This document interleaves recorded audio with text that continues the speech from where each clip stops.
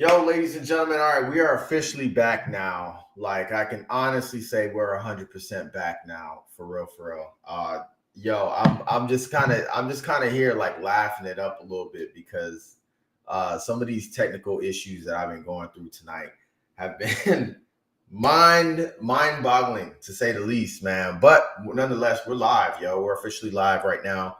This is August, and of course, this is Vivid Life TV live on YouTube, Twitch, and Twitter for a brand new stream, yo. Just kicking it here with y'all. Just gonna bring you guys really good conversation, really good topics tonight, as usual. If you're tuned in right now, I definitely want to encourage you guys to just go ahead and hit the share button, hit the like. I'm gonna take a little bit of time, just a little bit of a lag. My bad for this. I say my bad a lot of times, or like I get a little riled up or kind of shook at the beginning of these streams. But these streams are not meant to be like a super duper formulaic show, which is why, in comparison to previous streams, you'll notice that I'm now kind of kicking it on the couch in comparison to my seat where I normally am. I've been just kind of I've been looking at my space over time and just thinking about what backdrop can I have, what different positions can I have, and unfortunately, just speaking truthfully, like being a creative is so much about experimentation. Unfortunately, I didn't realize how wide of a shot this camera has. Like I think I did realize it, but like this camera has such a wide shot. I thought about being on the couch. I thought about this camera being super like close in my face. It is like just kind of having me centered in frame. It's close to impossible to do that. It's almost impossible to get this webcam that close to my face. So unfortunately, we work with what we working with. And I'm not tripping about that at all. And like I mentioned, yo, you just got to be creative, man. You got to test new things out. You gonna kind of what do they call it now these days? You're gonna fail forward a little bit, man. But overall, just get myself set up here. Yo, I had to restart my computer. After I restarted my computer, obviously I had to set up the lights, I had to set up the space. The lighting is still not to where I wanted it to be. It's not what I really expected. It's either super close on me and I'm like washed out, or it's a lot of shadows in here. I tested this stuff out, but I did not test it out with the camera. So we are kind of where we are, but nonetheless, y'all, we still got a good stream. I'm excited to be back. It's been 2 weeks off since our last conversation with Ashley Kane, which was dope. I really, really enjoyed it. Shout out to her. She's got a lot of good things, a lot of dope things in the works right now, specifically here in the Bay, kind of working through those things. But overall, yo, it's been really, really dope. We got quite a bit, popping since then. Just to catch you guys up, since then, dude, I'm getting ready to move. Um, and we all know what moving is like. It's not fun. Like when you were a kid, you just saw it all kind of disappear, and then you reappeared in a new place. You're like, yeah. When you're an adult, there's a lot of logistics, and it's definitely not fun, man. So it is what it is. But nonetheless, you guys are going to kind of see that journey kind of unfolding as we go. I'm actually happy and quite excited to share that journey with you guys. So I'm actually just going to adjust this camera just a slight bit just to make sure. Shout out to Mango. She's in the frame. Y'all see her down there. But yeah, man. So tonight's stream, of course, this is Vivid Life TV. I'm going to be your host and your narrator at the same time, taking you through just some real life storytelling, some storytelling that involves a lot about my own journey through becoming essentially like becoming who I am today. And I think that's going to be really, really dope. As usual, y'all know how this goes. It's been a while, so I want to just refresh us on a few things. This is Vivid Life TV, so you're tuned in. I'm going to be your narrator and your host, like I mentioned, taking us through what it means to have and be part of a vivid life, right? If you're tuned in right now, how do you know you're living a vivid life? Are you a person who's on a journey to purpose? That answer is yes. You're one step closer. Are you someone who feels like your life is just kind of on this like endless adventure? If you answered yes, you're two steps closer. Are you proud to celebrate who you are as an individual and your contribution to the greater good and greater group? Man, if that's three in a row, yo, you're doing good. And lastly, are you someone who believes that you're proud to be part of a collective, searching for community, and enjoying and being proud of the collective effort that it takes to be part of that community? If that's four in a row, baby, you are good. You are living a vivid life. So that's really the joy of it. These things come about, and this has come about as Marvel World and I Am A.Auguste has expanded over the couple of years as a brand, as an organization, and as just a center for my own creativity. Y'all, I got 3 cameras, so I'm looking at you. What's up? I got multiple cameras on right now. But yeah, that's kind of where we really want to take that. But of course, as with all of these shows, I want to make sure that, if you're tuned in right now, I got you covered. I see you, you see me. We're in this together as a whole experience. So if you are tuned in right now, just go ahead and drop it in the chat. Let me know where you're tuning in from. I know we got people on Twitch right now. We've got YouTube going, and we've got Twitter X going. So if you're with us, if you're tuning in, just tap in, man. Let us know where you're tuning in from. And I'm always interested in like what are you tuned in on? Like, I know that a lot of people have been checking out, like watching on a TV screen and kind of being part of that experience, casting to something, watching on YouTube. I love that. I actually love that because it makes me feel like you're watching me on TV. I also know people a lot of times watching on their desktop. They might be watching on their tablet, phone, whatever it is. Drop it in the chat. Let me know where you're tuned in from. We got some good stuff today. I'm gonna be talking about some really cool stuff, and just want to make sure y'all are here with me. Hit the like button, hit the share. Like, take a screenshot of this tonight, post it on a story, whether it's a YouTube short, post it on your Instagram story. I know Twitch has stories now, and I don't really know how it works. But post it on your Twitch story. Tag me in it. Let me know you're tuned in with me tonight. And if you have not subscribed already, or if you're not following me already, definitely, I'm going to challenge you, actually. And I actually want to earn your follow or your like. Tonight's stream, I'm going to be talking about my own work.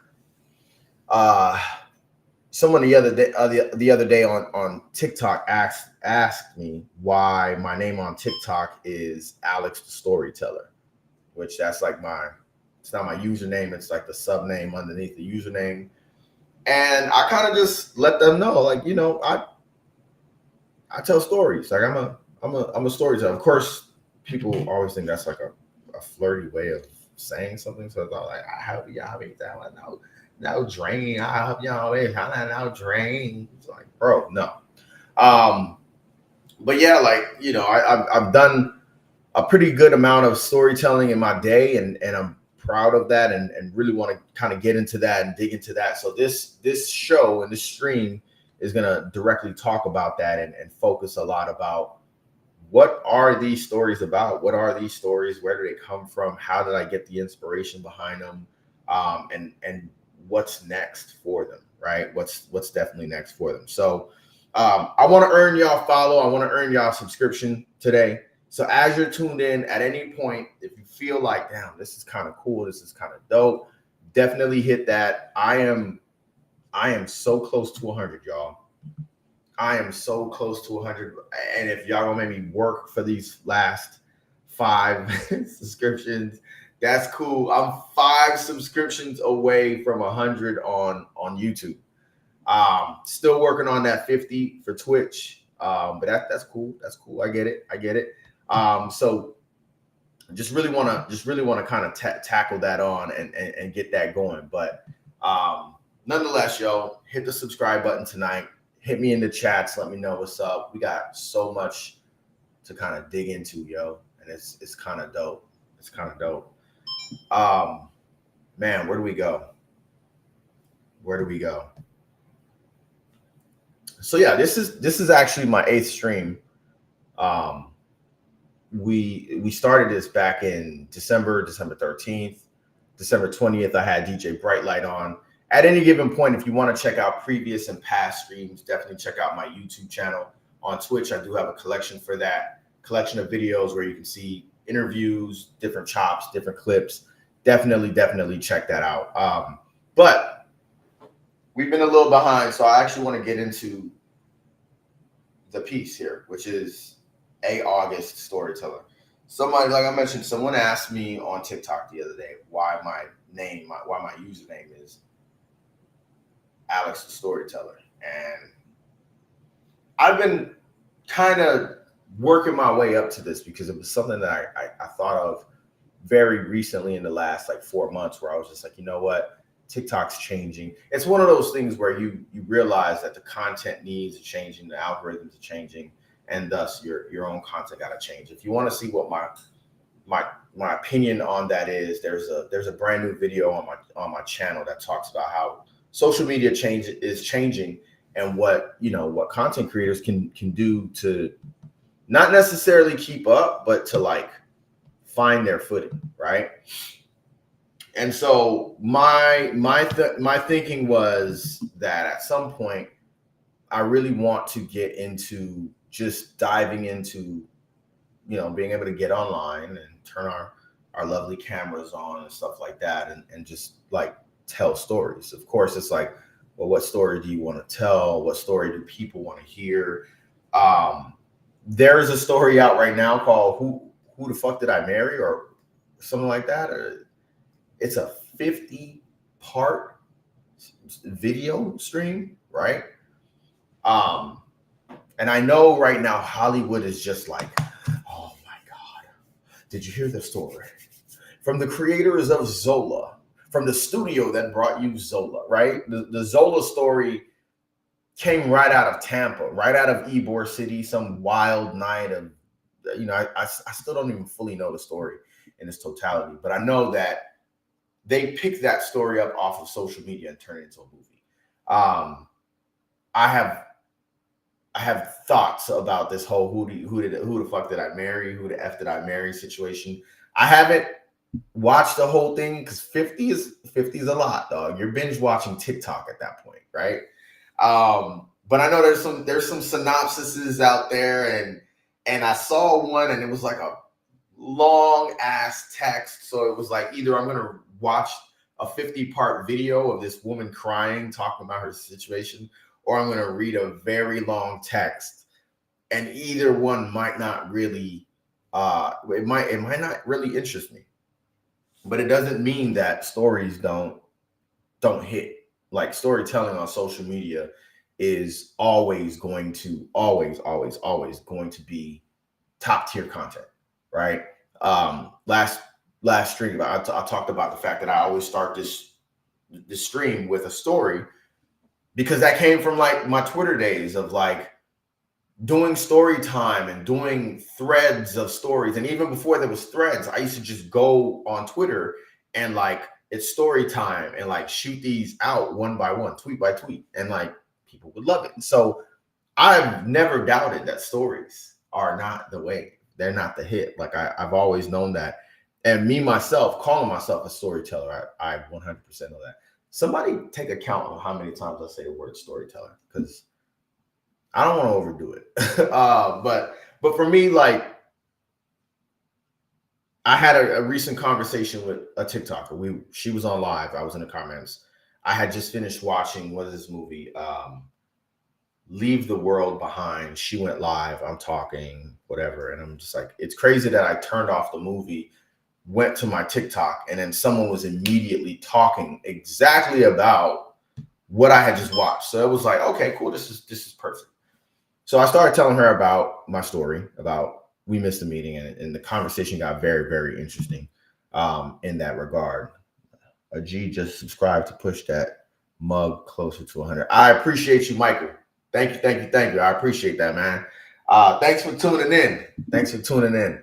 And so I really want to jump into this storytelling content piece, but I feel like it's a little strange to just like drop it out, right? Just come out of nowhere and be like story time, right? I feel like I'm more passionate than that, and it comes from a really really deep place. So I want to actually tell people like where did this come from? Like I feel like people have seen me kind of change hats over the years. I've been a host, I DJ, I've done skits, to a small part of people. I was a relationship influencer, essentially, like somehow, some way. I don't know where that came from. And so I just want to kind of create my own narrative as a narrator, right? And what it is like the short version of the story really goes back to like just the way that I was like raised, right? I'm the youngest of three, right? Each of us are, shout out to my brothers, love them to death.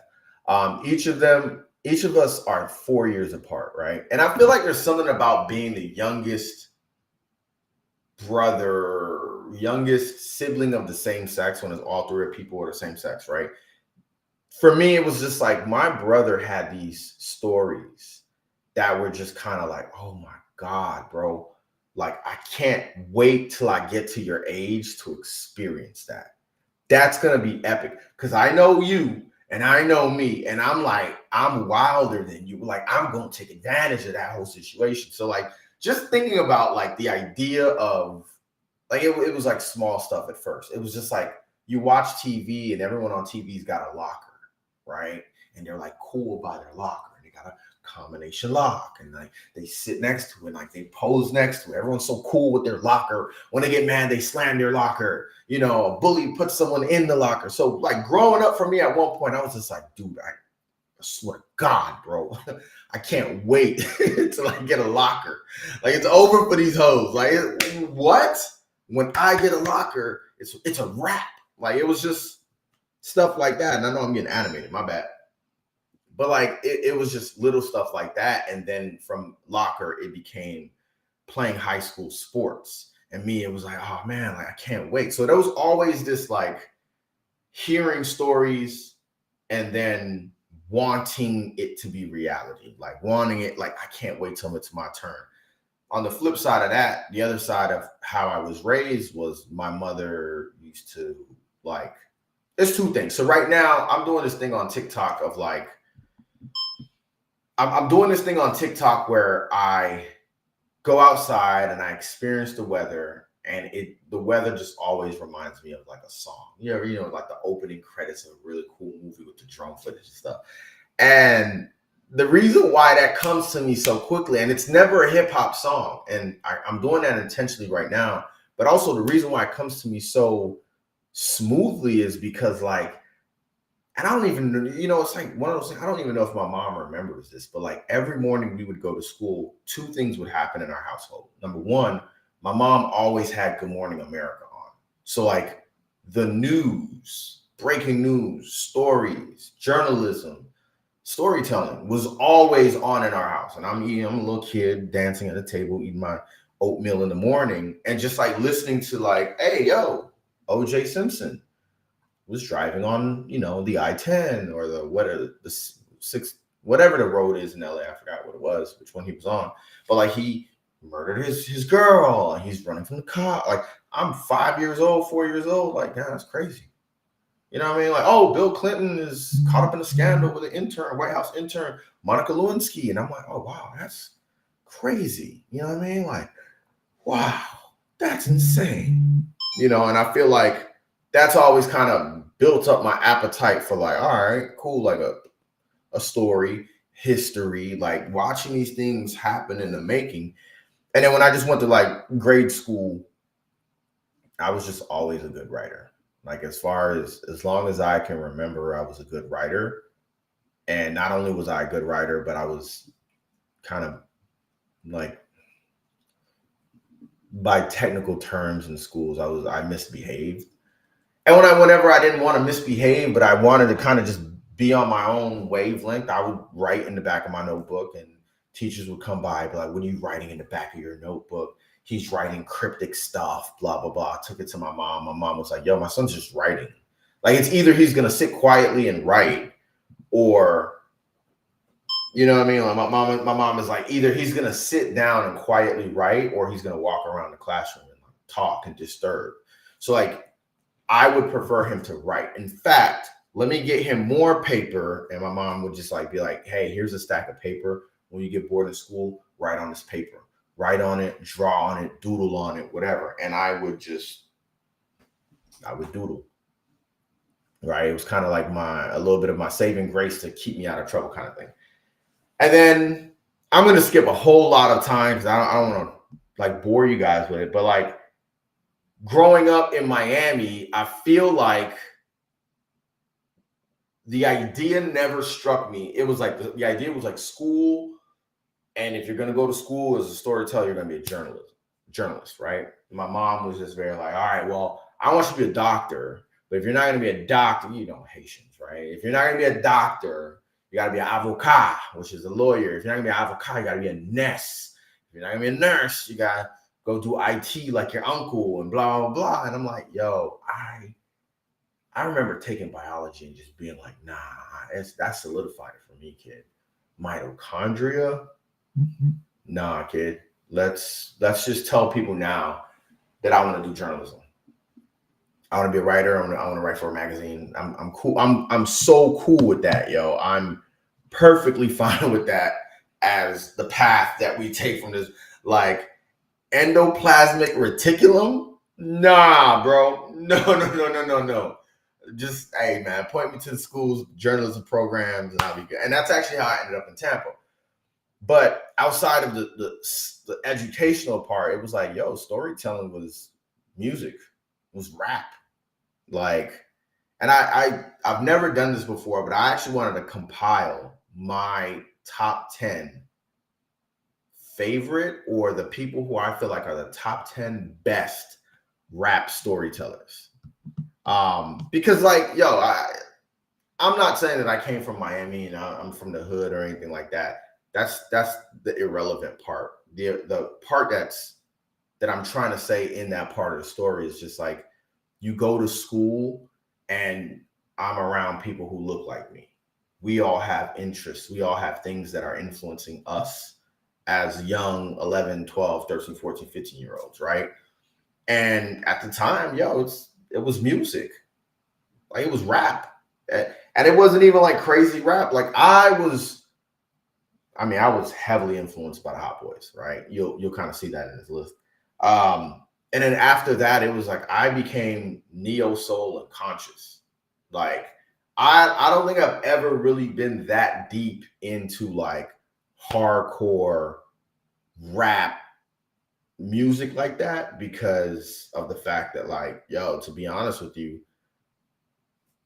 I went to private school my whole life, dog. Like, it was just like I wanted stuff that felt like it didn't take a lot for me to change the music, or it didn't take a lot for me to change my life for it to just feel like it went together. You know what I'm saying?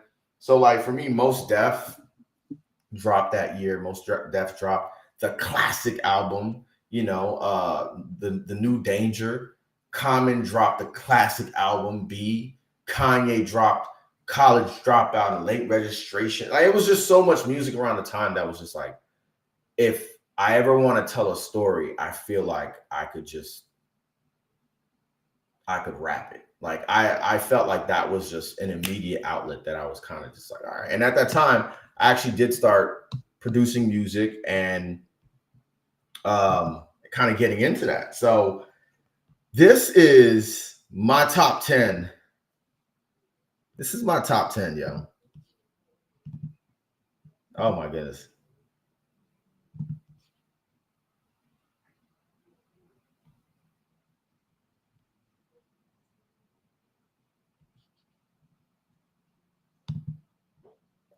Hold on, y'all. Stingy.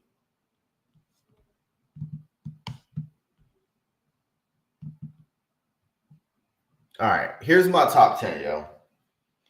My top 10 at number 10, yo, and this is my list, right? I'm not gonna tell y'all that You all need to just absolutely fight about this. I can probably create some clickbait around, some engagement bait around like this list. But like, these are the people who I feel like either released a complete body, like their entire discography is just consistently stories, or they've released one project or another project or pieces of projects that are storytelling. Like it's all kind of encompassing of what it means to be storytelling, right? And then, this video's not really playing, right? And then there are people who just have either one song or two songs or a couple of songs that just fit into that whole thing. Give me 1 second here. I'm going to add this video back in. And so at number 10, y'all, this might be a little controversial, but whatever. Like I said, this is my list. You guys can feel free to react. Let me know what you guys think. But at the number 10 spot in my list, y'all, I have Goody Mob. Because when I think of Goody Mob, and when I think of a lot of Southern rappers, I immediately think of how much storytelling went into their work.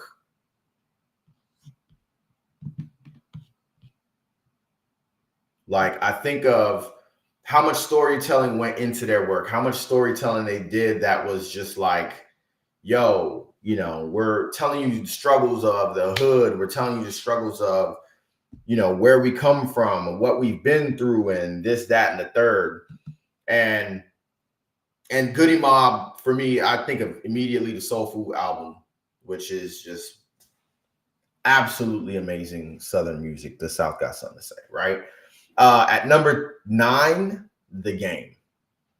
You don't drop 2 albums called The Documentary, 1 album called the Doctor's Advocate, for no reason.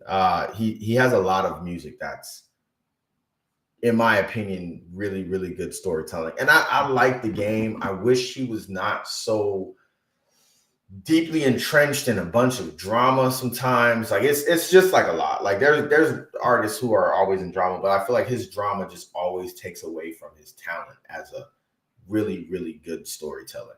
At number 8, I could have said Outkast as a whole.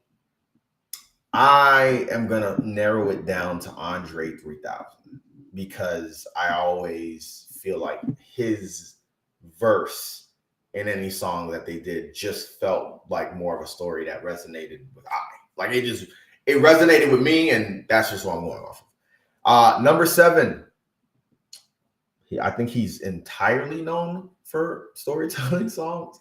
Slick Rick, just a bedtime story, just Mona Lisa, just realistically, every song that you immediately think of when you think of Slick Rick is a song that is a story, and the lyrical combinations that create that story, the production, it's just good. So like I only think of Slick Rick in storytelling songs, so that's why I go with that.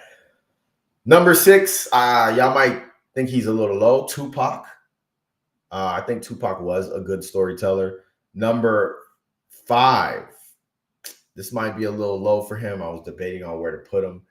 But once upon a time, Kanye West's entire discography was storytelling.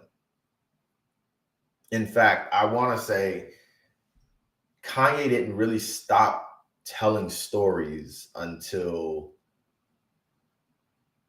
My Beautiful Dark Twisted Fantasy. And even that he turned into a story as the short film, which, like, to this day, I still like it. Terrible acting by Salida Ebanks. But hey, she's a model, not an actress. But yeah, like I think of Last Call, a 12-minute song. Like anytime you're down and you feel like you're going through tough times and you need a little motivation, play Last Call by Kanye West. Like it'll remind you that, dog, you can figure all of this shit out. Like you can figure it all out. Number 4, Biggie. I had Biggie lower, and then I had to do some digging, and yeah, Biggie definitely number 4. Number 3, I have Juvenile. I don't think people who didn't grow up on the Hot Boys, who know more music from Juvenile than just Back That Ass Up, and maybe you understand, I don't think they realize the level of hood, what's the word, man? Introspect and judgment. Like, Juvenile rapped like the book of Judges in the Bible. Like, it was just very like, all right, I'm gonna tell you about, I'm gonna bring you to the hood. I'm gonna tell you a story, and I'm gonna bring you to the hood. I'm gonna bring you to Uptown. I'm gonna bring you to the Magnolia, and then I'm gonna tell you how badly this one guy is doing. Like, he's just poor thing. I saw him on the heroin, and he's just doing bad. Pray for him. And then like Manny Fresh comes on the hook. Like, it's to me, it was so much of like, even when you listen to Ha is like, yeah, you a paper chase. You like, yes. But listen to the verse. Like, he's actually talking to someone. And in that conversation, in that monologue, in that judgment, like, he's telling a story. And it's crazy. I think it's very, very underrated. Number 2, I wonder if y'all can figure who this is, but let me know what y'all think as well. My number 2 greatest storyteller of all time is a very recent artist, and I feel like some people may want me to put Cole on this list, but like, I can't really credit J. Cole as a great storyteller, because J. Cole's stories are not as compelling as Kendrick's. Kendrick's entire discography at this point is storytelling. And it is beautiful, bro. Like, someone made a really good comment the other day and mentioned that how, like, Good Kid, Mad City is like it's supposed to be a tape. I think like he's turning his stories into, he's channeling his stories through a form of media. So like, Good Kid, Mad City is a cassette. To Pimp a Butterfly is like spoken word poetry. It's like a poetry night. Damn, I think, is like a television broadcast. And then Mr. Morale and the Big Steppers is a stage play. Like, it's when you think about it in that way, it's just like, holy, like, damn, that's crafty. And I just recently found out people were not feeling Mr. Morale and the Big Steppers, so that's crazy to me. But the story that he's telling on that album is, I feel like, a very important story to today. So, and then my number 1 is just DMX. Like, for me, when it comes to storytelling, it's DMX. Like, everything about DMX's body of works are telling you, like, his own, like, just raw, vulnerable, dog, this is what my life is. I went to hell and I came back, and I just happened to be here with you. You know what I mean? Like, it was everything about DMX was a story. Like, Dark Man X, Hell is Hot, and it was just like, yo, just. And when you realize all of that was real, all of that was like true, it's just like, yeah, like, that's real. And so for me, that's my top 10. Like I said, you guys can comment. You can let me know, what do you guys think? Who, if there's anyone that you agree with, don't agree with, anyone you think is missing, let me know in the comments, in the chat. But I use that to just mention that, like, at one point, music was, for me, it was like the only way that I really knew how to express myself. Like, at one point, writing in a journal really wasn't a thing. Like, I had a BlackBerry and I had that notes app. You know what I'm saying? I had an iPhone and I had the notes app. You know, I'm going at it. I'm sitting at a bus stop, just journaling of just like, how do I feel? But not really wanting to say how I felt for real, or not really wanting to express how I felt at the time. And so things kind of changed, and I'm gonna get back into that because there's really no way that I can talk about how I got into storytelling without mentioning one of the platforms that I'm on live now, which is like Twitter. So we're gonna talk about that. But there's some relevant stories that go with all of this as well, which is like Twitter. When you talk about like old Twitter, people talk about old Twitter being like 2009 to 2009 to 2012, and it's just like, yo, that was the unique thing about Twitter, was that you can go on there in that time and you're watching. Obviously, the whole selling point of Twitter was like you're watching these things happen in real time, right? But for me, like I've always been a history buff, and for me, I'm looking at it like, nah, bro, like you're watching history in the making.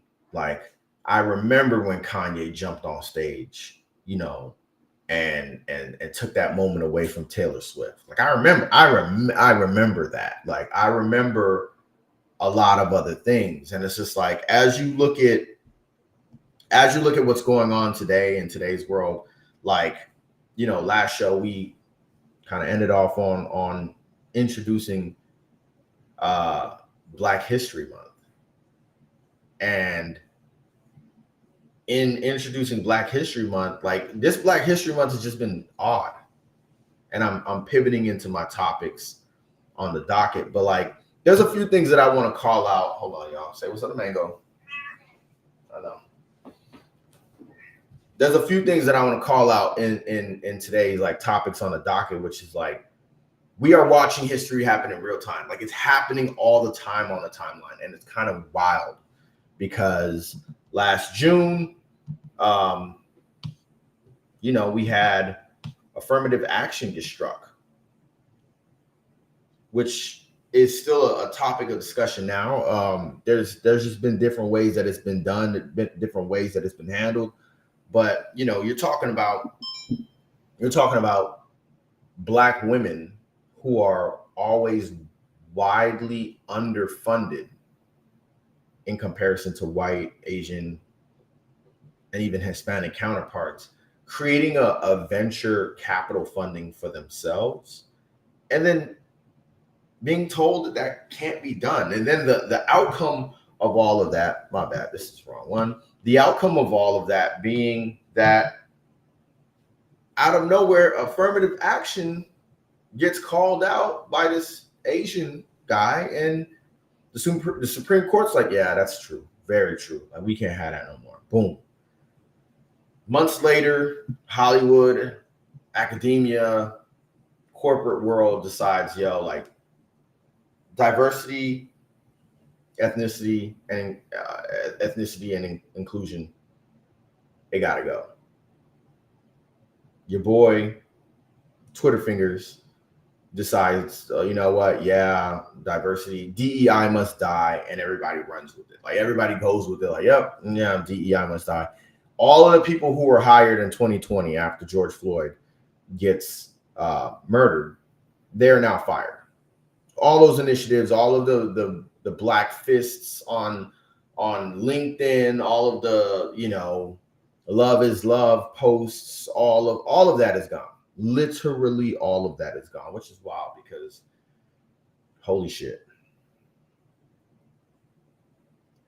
Elon called Mark Cuban racist for still, having and still keeping his DEI initiatives with the Dallas Mavericks going in the state of Texas. Wild. And then, just this month, the sports media world and the press try to tell us that a fade is actually called the Travis Kelce. Like it, for me, it's like it's kind of crazy, and people are like, "Oh, that's pop culture, that's politics," and I don't know if people realize how much of you can connect the dots between stories like that. Like you can honestly, connect the dots between stories about a white guy in a fade, DEI, corporate guys like Elon Musk, basically co-opting the name, co-opting the title of being African American, like the Supreme Court striking down affirmative action. And yes, a lot of people may be like, well, I've got my master's degree. I never needed affirmative action. And it's just like, you're missing the fucking point. Like you're just missing all of the points. And then the last thing that kind of really made me want to do this show or do this stream in particular was the Open AI announcing the creation of Sora, their AI generative model that takes text to video. Now, cool. I use Chat GPT. I'm not gonna front with y'all. I use it. I use it actually a lot. Like I use it a whole lot, right? It's technically my personal assistant. But Sora feels uncomfortable and Sora feels dangerous.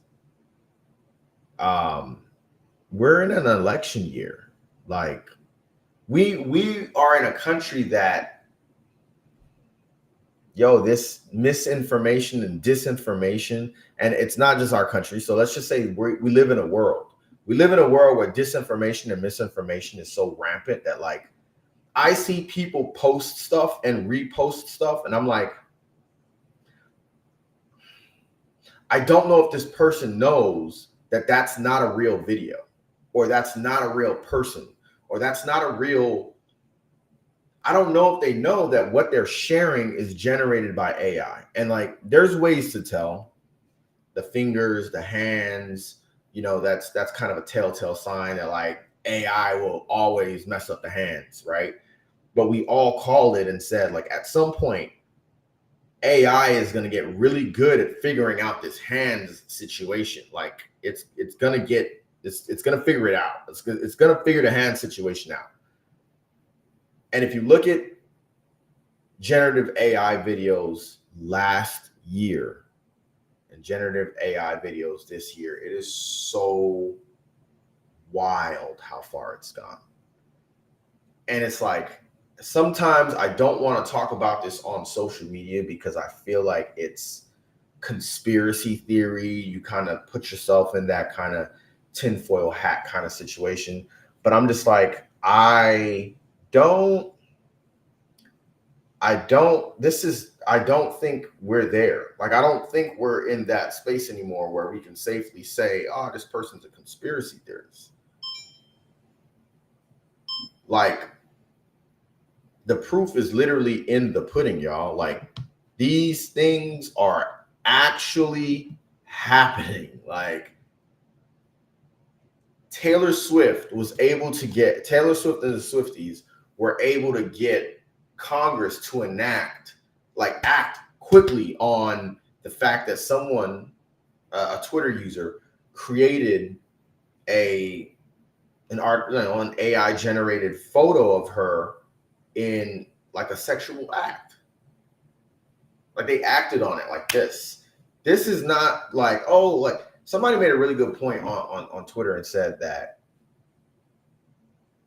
like they have yet to see a example of AI generated video content being used for good.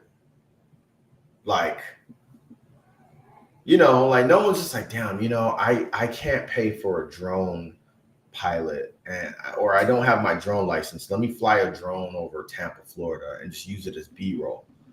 Like, it's always like, let me create something deceptive, right? And when you watch the Sora videos, actually, let me share this link for y'all to see. I have a USA Today link, that QR code that just popped up. Like, and then I also have the actual Sora website. I'm gonna just take y'all to the Sora website. Go to the website, it's OpenAI. You can see all the examples of the videos. But like, what do we need that level of video for? Do you see how many content creators are out here? Like, what could we possibly need generative AI video for? Oh, during an election year. Like, it to me, it's suspicious. And part of the reason why I get so like I question everything is because the proof is always in the pudding. And going back to my own experiences, Twitter, real time. There are multiple scenarios in the history of the platform where we watched what was really happening, and we watched the story that was being presented to people who are not on Twitter. And it was two very different things. And it's just like, oh boy. Oh boy. And for me, where that really comes into play, dude, is like that whole post-racial shit. And so for me, Twitter introduced me to masses of people from all walks of life. And I learned a lot from it. I always say that. I'm never afraid to say that. And I think what I just grew to distrust. You know what I mean? I just grew a really big distrust, but I also grew very passionately against mainstream media. By the time I was 22, think about it like this, right? By the time I was 22, I had a radio show. I had seen what the inner workings behind media looked like. No one ever told me my radio show, the content was bad. They always told me that I was kind of like working up an appetite for questioning authority within my audience. It was never that, hey, you guys can't invite young ladies to the you guys can't consensually, I should say that. You guys can't consensually invite young ladies to the radio station and then measure them to crown who the thickest, most voluptuous young lady at USF campus is. They never said that. They never said that. You can't invite an adult entertainer to the campus for an interview on a radio show. They never said that. They never said that. It was never about that. It was always like, hey, you guys are really pushing the envelope in what you guys awaken in your audience. And so by the time I'm 21, 22, there was a lot that happened both in my own personal life and in the world that really, really changed me. And I think the easiest way for me to say it was like this. When I was 18 years old, I what's the word? I canvassed for Obama. I walked around. I'm like, hey, are you registered to vote? Let's get you registered up to vote. Cool. Boom, boom, boom. Got everybody on board with that. By the time I'm 20 years old on Twitter, I learned about the story about Troy Davis. If you've never heard of Troy Davis, he was convicted in 1991 for murder. And despite that arrest and that conviction and him serving, like, multiple people have come forward and said that it wasn't him, he wasn't there. Multiple police officers came forward and said, we lied, it wasn't true, we're recanting our statements. State of Alabama was just like, honestly, we're going to execute this man. I remember being on the phone lines, calling, writing to, authorities and leadership in the state of Alabama by way of signatures and petitions and all these kind of things and email templates, and you're writing and you're just like, hey, you're looking at all the things and you're like, all right, so they should let him go because he like, it's all there. And it's like Troy Davis was executed by the state of Alabama. 2 years later, you're living in this post-racial America kind of situation, and Trayvon Martin, who is from Miami, Florida, is killed in Sanford, Florida by George Zimmerman. And it's not just a regular crime where he is shot, and it's like George Zimmerman is almost like positioned as a hero, and then he's taken care of, and then donations go like donations pour into George Zimmerman, so much so that he can pay his bail, he can pay his lawyer fees, and then you watch the trial of George Zimmerman when he's on trial, and you see how things are being manipulated. Trayvon Martin was made out to be this wizard who could use the concrete as a weapon to bash. And it's like, okay. It's like, yeah, but like at the end of the day, George Zimmerman walks, right?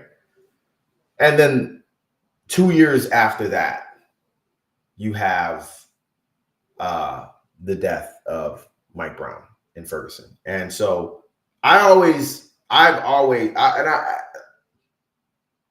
like part of you doesn't want to be like, I feel like as a little bit of an identity crisis is like, part of you doesn't want to be the militant Black.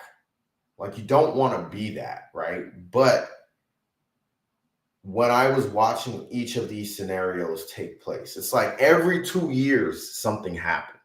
It's like Obama 08, Troy Davis 20, and I'm leaving out your Oscar Grants, Bell. I'm leaving Ayanna Jones. I'm leaving out some people, right?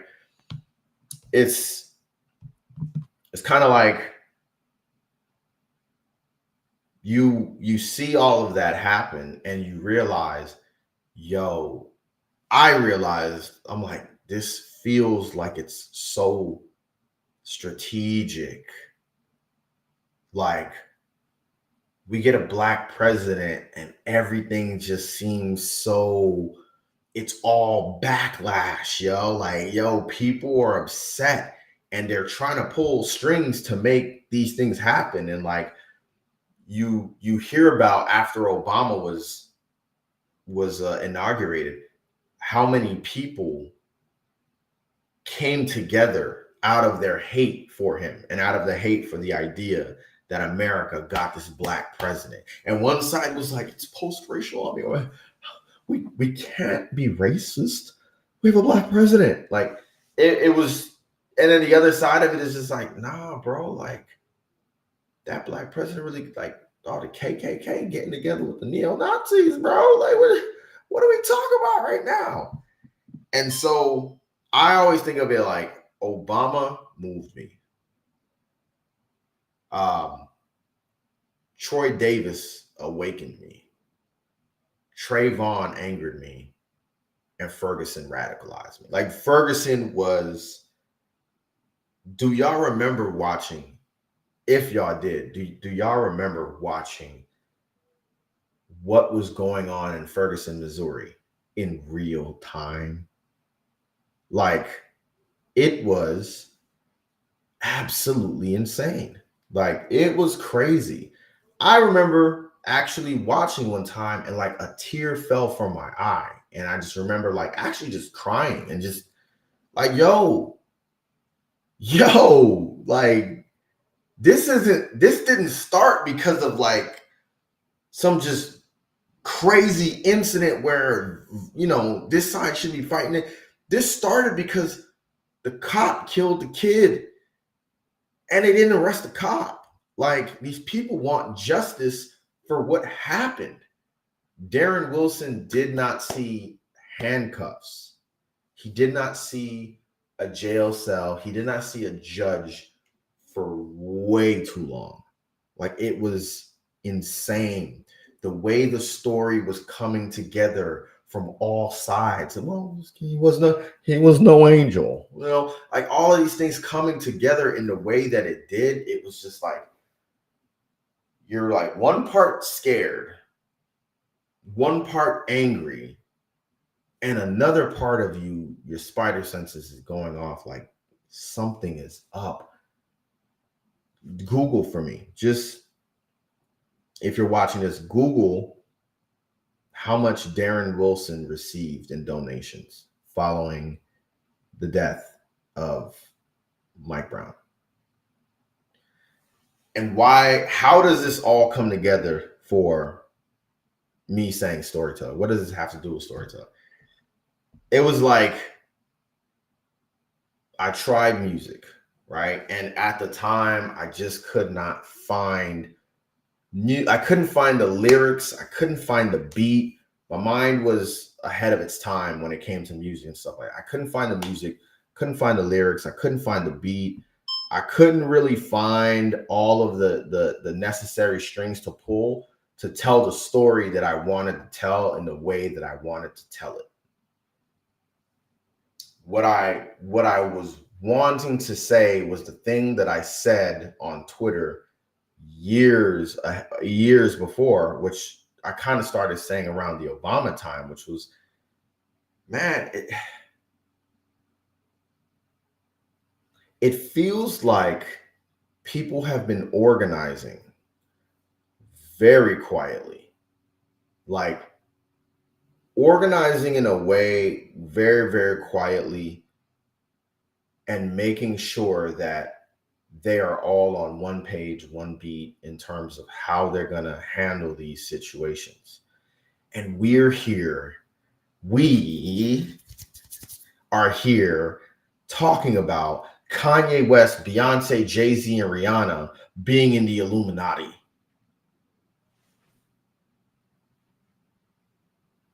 It was like, yo, no, y'all. Like, I need y'all to understand, like, bro, it really feels like we missed a meeting.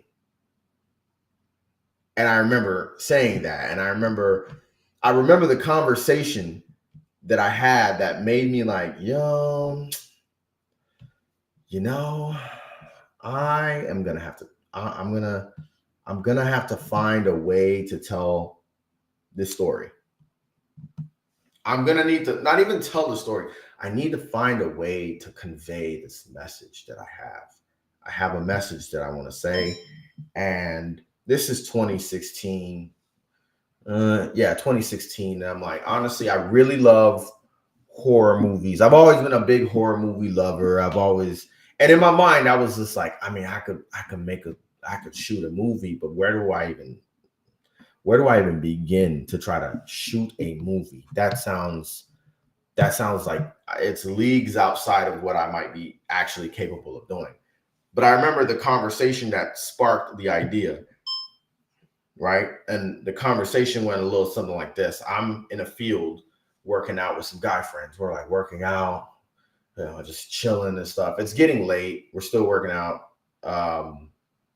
And the sun is just kind of starting to go down. You can start to see some stars and the moon.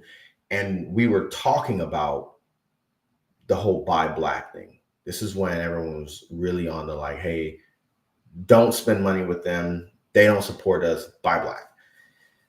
And one of the guys was actually opposed to the idea. He was actually like strongly opposed to it. He was like, it's stupid. I don't think we should do it. He's like, he's just not for it. He's just like, I don't think we should do it. It's a bad idea. And he's presenting his side. It's very contrary. And I'm not gonna lie. I kind of saw his point, but I didn't. And I'm talking to him and I'm getting animated. So I'm just like, dude, like at the end of the day, like if we were the only ones here. No, I forgot. No, that's not what I said. I said something along the lines of like, yo, listen, like we're putting ourselves, certain things that we do are kind of, I just remember pointing up to the sky and saying like, and this is a big what if, but hear me out. It was like me saying that we're damned if we do, damned if we don't. We stay here. We have all of these plots against us and this negativity just surrounds us and we're always targeted for who we are. It seems like the whole world wants us to be invisible. But then there are people who are protected, who are already invisible, who are far more dangerous than us. And so they want us to be invisible. And I use the analogy of what if we left the country, a mass leaving, a mass exodus of leaving the country. And I mentioned that we would not be allowed to leave. Like if the entire diaspora left, took their dollars, what is it, $3 trillion in buying power that we have? If we took our dollars, if we took our culture, if we took ourselves and decided that we were going to do on, be on some Zionist type shit and go back to the motherland, I mentioned that we would not be able to leave. We would not be allowed to leave. This was a very deep intellectual conversation. And I said that, and I think he just brushed it off. He was like, that's not true. Da, da, da. And I was like, man, I don't think he gets it. And so I go home and I took an old story that I just ran. I used to just write one pagers. I have written 1-page stories for all of my life, like always. And so I took this 1 page and I decided like, yo, the story was about what would happen. I should write what if stories. What if the power grid went out on a random day and it was just like, yo, whatever. This guy goes to work. He's supposed to fight his coworker, but the power grid doesn't work. So he has to walk. By the time he gets there, he's not even mad enough to fight his coworker anymore. Cause it's just like, yo, what the fuck's going on? I just walked 20 blocks and there's not a single light or a car on. Like, you know what I mean? It was one of those kind of situations. So I took that story instead of the power going out, because the scene opened up, which this is like a Hollywood trope at this point. The idea of a plane coming crashing down. Like you see that in Leave the World Behind, right? You see it in The Day After Tomorrow. You see it in The Day the Earth Stood Still. Like we're just so fascinated with like suddenly a plane just falling out of the sky. And that happens in, the original story. And I took the story and said, instead of all electricity no longer working, what if we all woke up one day, all of us being Black people? What if we all woke up one day and there were no white people?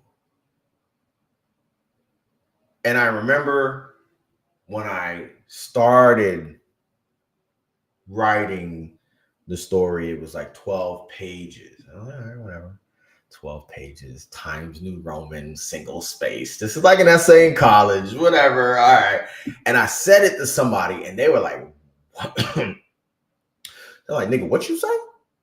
I'm like, yeah, like what if we woke up and there was just no white people? And I don't think people really think about that question when I say it. I feel like a lot of people hear that when I say it and they're like, oh, okay, well, that should be like that. They go off on what they say, but like what I was really thinking about when I started the project was, who are we when they're not around? But also, who are they if they leave us alone? Like, it's this really intricately woven story about our relationship in race. Like, some people heard that and be like, oh boy, it'd be a good ass day, boy. Goddamn, boy, I enjoy myself so goddamn much. And then some people are like, wait, hold on. Like, you get the people who are like, okay, that's what the story's about. Like, where do they go? And yo, in the first like 3 months of me writing this story, I think I started writing the story in May of 2017. And then, hold on, I'm doing some clips. I started writing the story in May of 2017. And I remember by like November, like it was taking me a long time. Like I was kind of, I don't know. What am I gonna do with this? Like I was just kind of balancing out what do I want to really do with the story. And I remember by November, I was just like, yeah, boy, this man about to be crazy, boy. And it's just like you're talking to people, and as I'm talking to people about it, I'm oh shit. How such and such reacted to that statement was very it was kind of very telling. You know what I mean? And so my mission, what I set out to do with We Missed a Meeting was I wanted to write a story, right? And this is the first edition that I had ever published. I wanted to write a story that you read and then you lean up like, hold on, bro. Wait, what? Like I wanted it to feel like that. Like I wanted it to be uncomfortable. I wanted it to be controversial. I wanted it to like freak people out a little bit. And I wanted it to feel close enough to home that you felt connected to the story, but distant enough to where you're just like, it would never happen. Right. And so, I mean, if you think about it, it's 2017. The story takes place in 2020. And so here's how I built the world, right? Here's how I kind of put it all together. First things first, Obama moved me. Troy Davis awakened me. Trayvon angered me. Ferguson is what made me like, I'm going to do this. Like and so the main character's name is Richard Ferguson, right? He's Black, 26-year-old dude. He's working at a job and he moves up relatively quickly to now he's like a manager, right? He's getting up there, kind of junior, maybe junior manager kind of situation. He's not quite a manager, but they're giving him a lot of responsibility in managing people, right? They just won't give him the promotion. And so on the day that the story opens, he goes to work and he realizes like, okay, maybe there was, I don't know. Hey, why? You know how like, I don't know if anybody's ever experienced this before, but like when Black coworkers and Black employees get together, there's always that one person that says, we better separate, we better break up, y'all. We can't all be here together. Like there's always that one person that says that. Or, you know, you get in the elevator and you have a, you know, Black boy joy moment. Boy, you look good today, boy. I see you, boy. Like there's always that really distinct experience that you have with a group of coworkers when you're Black. Like it's funny sometimes. But that one person who's always just like, shit, I don't know if we should all be together. This don't look too good. Like, I was just like, man, like if I could take one of each one of these people and how they would react, let me shove them all into a room. And so the story opens up with them finding out that there's no white people at work. Like, that's the first place nigga, am I going to work today or not? Like, you know what I mean? It's kind of comedic. Like, if you were to go to work, and it's so funny with the DEI and all this stuff, it's like there are companies that have like 12 people who are Black. There are companies that have like 20 people who are Black. There's companies that have such small pods of people who are Black. And I was like, yeah, what would that feel like? You go to work and none of your white coworkers are there. And it's just all of the Black. So of course you're going to have that one Black person that's just like, hey, y'all, we all can't be here now. Like you know, and there's going to be that other person who's just like, hey, bro, I never get to see you, bro. You good? You on the fourth floor now? Then, all right. And then you also have the people who start to just be like, wait a minute. I'm never in a room with all of y'all at the same time, bro. Like, what's going on? Like, are we, you know, there's like a fear. Are we getting fired? Are we where? And so that whole first scene, man, I wrote it and I was just like, dog, this is fucking good. Like, I was like, this this is fucking good, bro. Like, for real.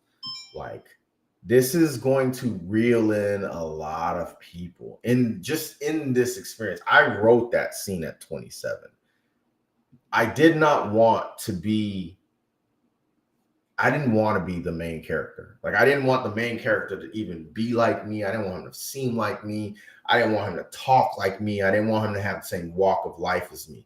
Like, I wanted this kid to be like anybody who's 26 years old. And like at 27, I wanted to be in management. I wanted to be in those spaces. So it was kind of like oh, okay, like, but now, like, at my age now, like, 26 is so young, which makes the story even better. Like, and then, oh man, y'all, I'm getting passionate all over about the story again, because the way it came about. I had some friends that I reached out to on Twitter, and I'm like, yo, I'm writing a book. I just need some feedback. There was some parts of the book that were on Wattpad, and so people could read it. My close friends who are actually shouted out in this version of it, they all gave me feedback, and they're like, oh, this is good. The story ended so early, right? And the story goes from them learning about, them in the office, and then a very quintessential moment where they're all in the office, they're reading the news. There's a lot of just stuff dumped into that scene of like DEI, diversity, tech. And it's just like boom, boom, boom, boom, just spreading.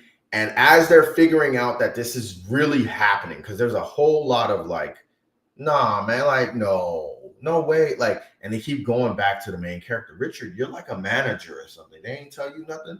Richard, you don't know nothing going on. Richard, ain't you due for like a promotion, Richard? Like, how you don't know what's going on? Richard, ain't you always in them little meetings and stuff like that? Damn, Richard, you don't know shit.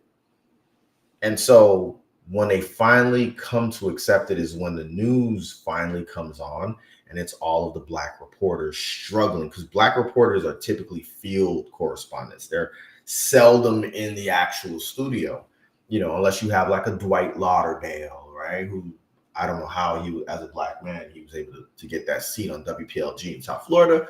But at the time, my good friend Garen Flowers was actually in the news. So like I studied his broadcasts and picked up on how he was talking. And I'm like, all right, I created a character actually in there. I don't even think he knows that. But I created a character in the story that's very, very Garen Flowers. And I'm like, all right, so what would it look like? Black news reporters struggling to get the broadcast out, right? So the guy's like, yeah, listen, this is Alex August. I'm in the field right now. Can you hear me? Yeah, move that dial, because the people in the studio, like, so it's just the world is kind of like lopsided for like hours of just us trying to figure out, how do we get this shit to, like, how do we work? We already do so much. How do we get all of this shit to go? And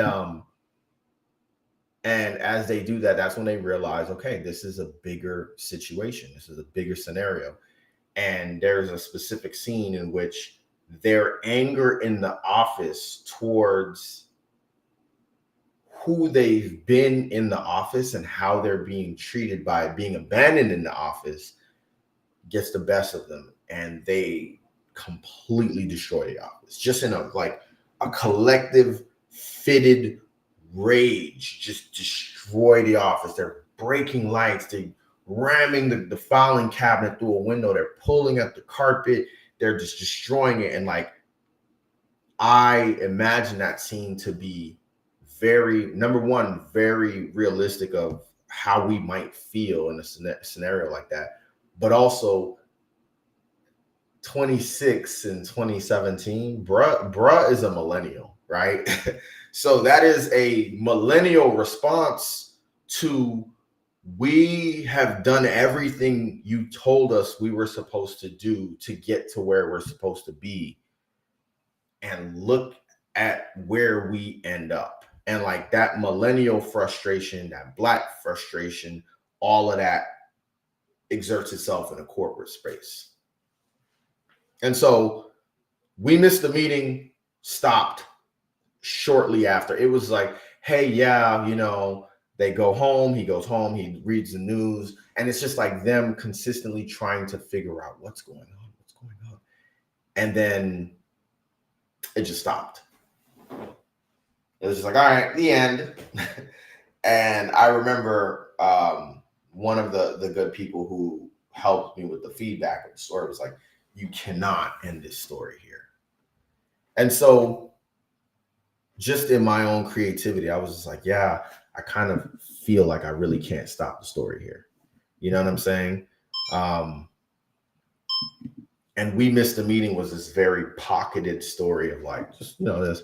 But then I started thinking to myself and I was like, all right, where do they go? Where did they go? And also, is it just the white people? What about Hispanic people? What about Middle Eastern people? What about Indian people? What about mixed race people? There were so many questions that I feel like I left open.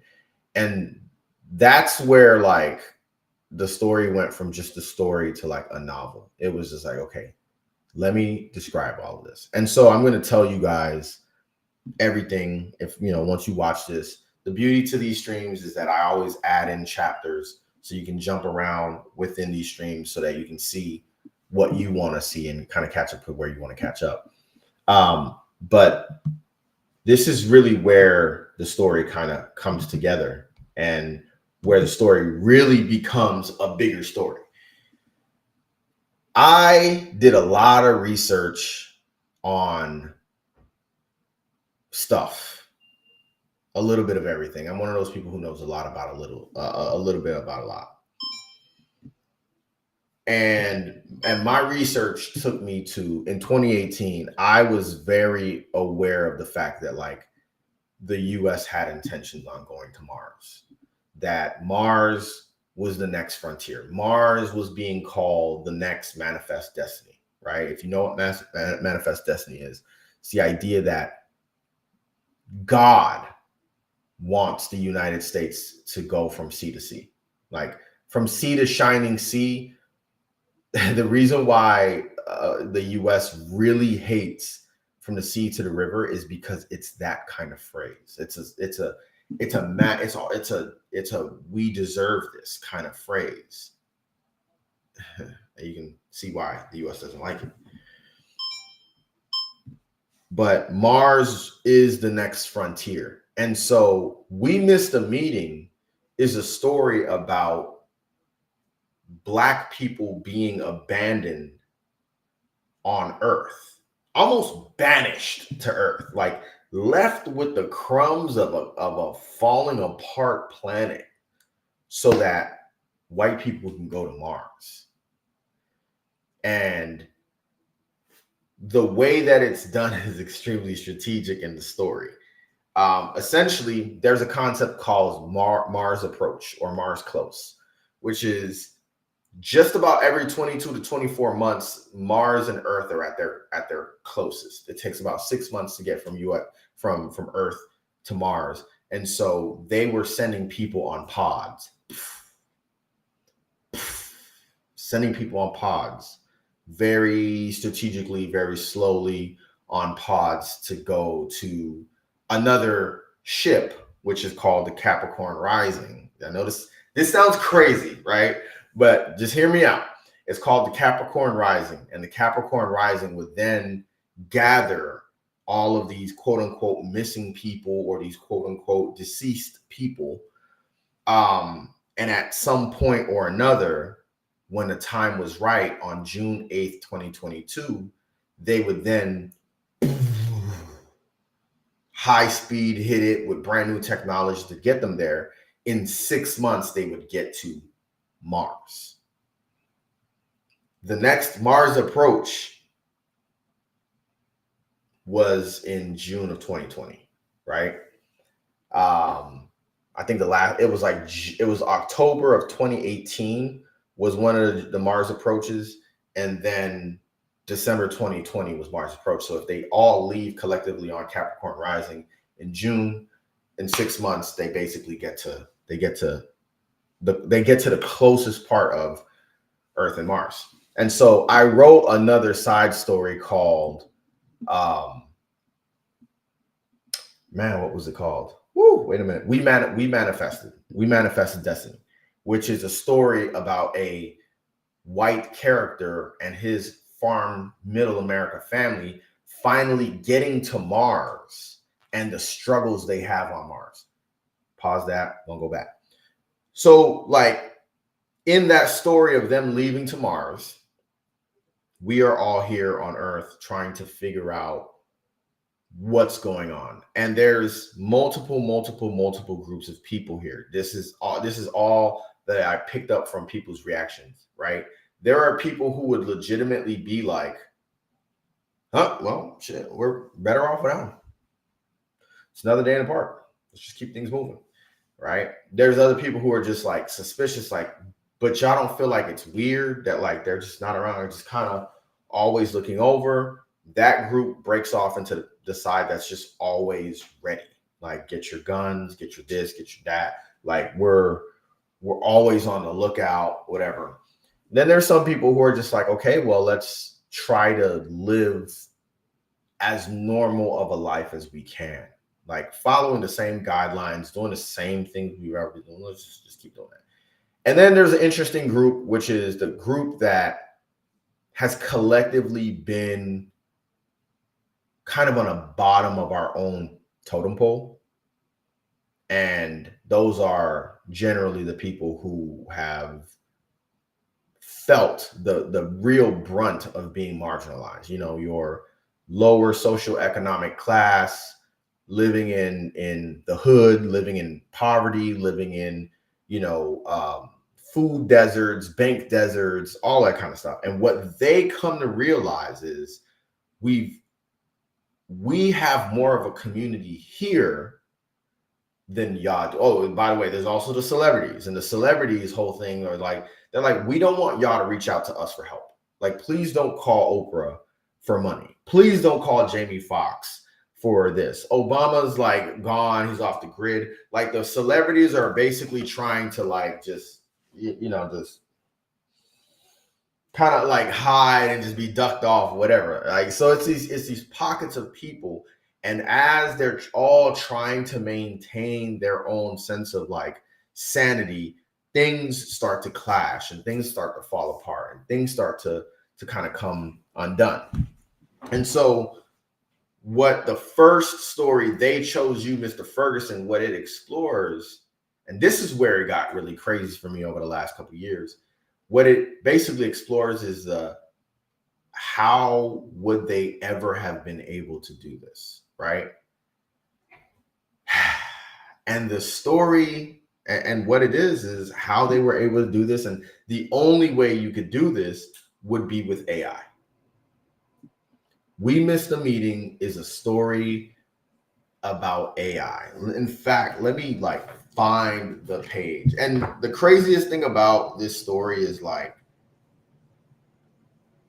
I wrote it just like very predictive, like just kind of, all right, man, I'm gonna write this, and in 2020 we'll all like revisit the story and we'll see how close I was to getting it right. You know what I mean? Just kind of like thinking to myself like that, right?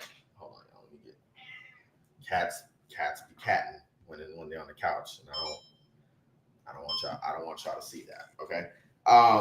But yeah, I was just like, let me just see how close we can get. And goodness freaking gracious, 2020 turned out to be so close to everything in this book, y'all. Like, when I tell you it was almost terrifying. All right, I'm gonna just leave it at that. Let me just find this one part that concludes basically the whole piece.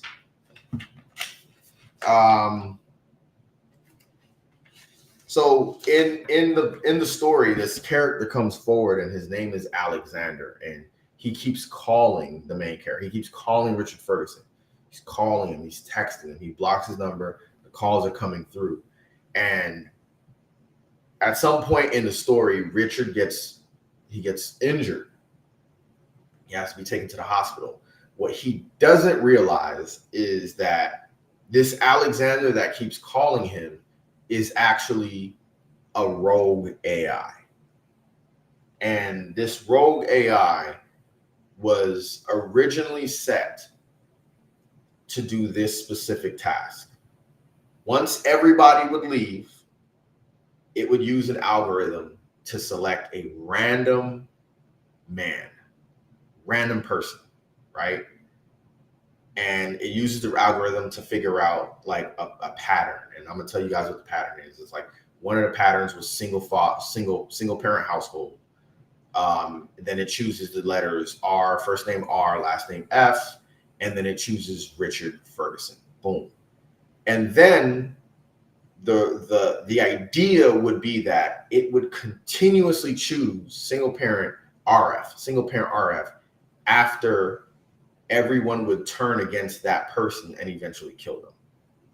So the idea would be that they chose you to die, Richard Ferguson. Like, you're supposed to die. Like, everyone in the world is going to see your name associated with this entire situation. And eventually, like, bro, you're going to get offed. Someone is going to off you. You're going to get in a fight in the street and you're going to get offed. Like the whole world is going to know your name, and the whole world is going to know you're associated with the situation. And at some point, it's going to become overwhelming that you are a suspect and they're going to kill you. And then the next guy's name is Roland Foreman. And then at some point, Roland Foreman's name is going to be, associated with this whole situation. And by the time anyone would figure out the pattern of the R and F, that, we're probably on the fifth person. And think about how much time would go by between that.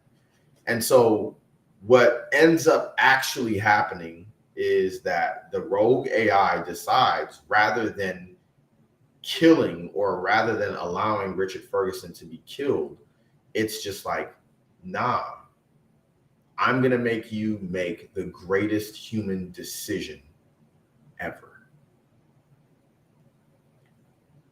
And this is beyond what's already been published, but essentially the greatest human decision ever created is to see whether or not Richard Ferguson is going to be able to lead the world in the decision on what do we do about them out there.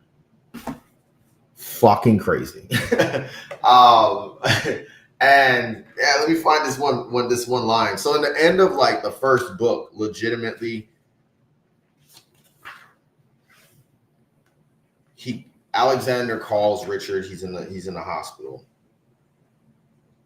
and he makes this one. Okay, here it goes. It's this very creepy thing that the AI says to Richard, and he's like, "I am your FBI agent. I'm the watchful eye ordained with the responsibility to look, feel, and listen. I am the wiretap, the creaking door. I am the random item falling off your bookshelf. I am your laughing smart home device in the night. I am the voice of your conspiracies. I am your big brother. I am named after and so essentially he's telling him, like, I'm AI, but I did my research on humanity and I decided to choose the name Alexander because Alexander conquers the world. Like Alexander the Great conquers the world. And so Alexander, the AI essentially is just like, my thinking in this situation is like, I see what you humans got going on out there. And I'm pulling all of the strings to make these things happen so that you, who is part of this marginalized group, you get to make a decision for yourself for the first time, both as an individual and as this marginalized group, about what you will do in this situation. And that's the conflict of we missed a meeting. And the story goes really, really deep. I actually can't believe that I've built so much of a story behind this. But if I wanted to, and maybe I could in some ways through flashbacks and stuff like that. If I have the opportunity to, I will. But I wrote a short version of the story called Alexander, which I wanted the second book to actually explore the AI. Like, where did this AI come from? And this is where the whole AI conversation gets interesting for me, is like, I did so much research and like, it's absolute insanity, dog. Like, put it like this, and this is my new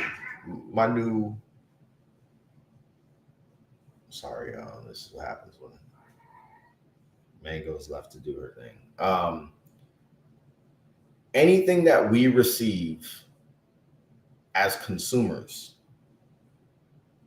it's safe to say that that technology was developed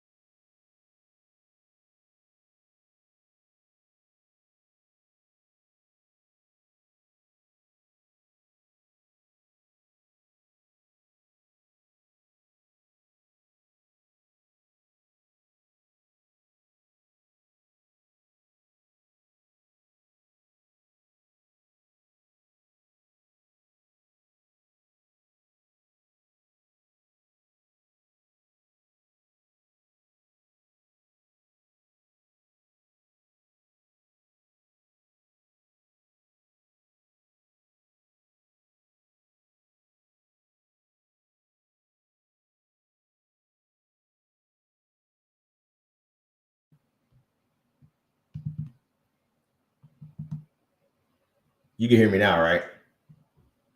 No, you good. That was me. I cut off some of the thing. So what I was saying was, there's a piece in all of this where it's like, the story goes that a Pakistani and an Indian, these two Pakistani and Indian students at MIT, they're the ones who kind of create this Project Bakara AI that ends up in the story. And it starts in 2001 as just an automation, like a program automation that they create, while, this is post 9/11, so there's xenophobia, and they want their people back home to to know that they're okay, and vice versa. So anytime that they start their computer and log in, it'll automatically send that email: "Good morning, I'm fine, da da da da da, blah blah blah," right?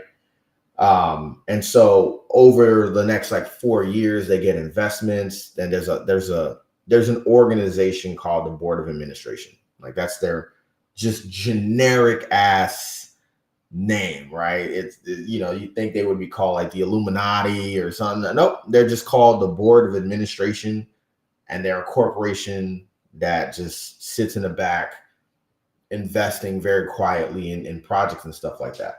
And the leader of the Board of Administration, his name is Gerald Sooner. Harold Sooner. Harold Sooner. And Harold Sooner is like, he is your Donald Trump / Elon Musk. And this is before Elon was, you know, prime suspect number one and kind of a dick and all this kind of stuff. But I wrote it this way. It was like a billionaire politician, mastermind kind of person who is just quietly writing this plan of like, hey, yo, like, I really don't want to ever admit it openly or publicly, but like, yo, the plan's kind of going to shit. We need to figure out, you know, what we got to figure out. And so Siri, literally the technology that became Siri and Google Assistant and all of that, it was developed in 2005.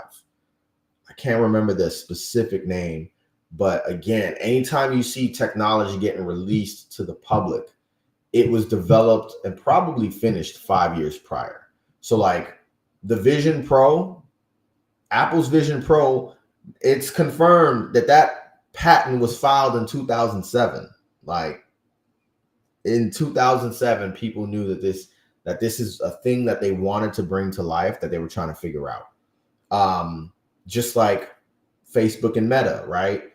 The Facebook whistleblower goes on 2020 on Sunday, and Monday Facebook is down, and on Tuesday Facebook announces that they're Meta, right? They had this just in their back pocket.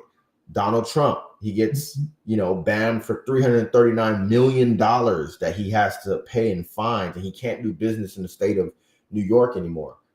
And not even a day goes by, and he's like, hey, by the way, y'all, I'm now selling a sneaker that's $339, and he sells out. Like, there's always a plan behind the plan, behind the plan, behind the plan.